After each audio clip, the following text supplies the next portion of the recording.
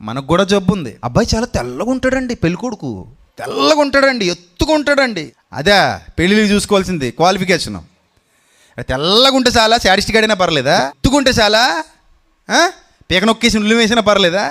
బాగా దిట్టంగా జిమ్ ఆడుతుంటే చాలా, కట్నం కోసం 4 దెబ్బలు కొట్టినా పర్లేదా? నల్లగా ఉంటేనట రేటు తక్కువట, తెల్లగుంటే రేట్ ఎక్కువట. అబ్బా లేదండి, కొంచెం ఓ 1,00,000 ఎక్కువైనా మాట్లాడేయండి సార్ అంటున్నాడట ఎవడో. గేదెను కొన్నట్టుంది బేరం అది అన్నట్టు. గేదెల బేరంలాగా పెళ్లి కొడుకుల బేరాలు కూడా ఎలా ఉన్నారు, అలాగే గోతులు పడిపోతుంటారు చాలామంది. ఈ పై రూపాయలు చూసి ఎందులో పడిపోతారు, ఏరుగా గోతులు పడిపోతారు. కాకపోతే పెళ్లి చూపులకి వెళ్ళినప్పుడు సడన్గా వెళ్ళిపోయి నీ ఫోన్ ఎలాగి అని అడగాలి అంతే. ఆ పాస్వర్డ్ది బయటిది అనాలి.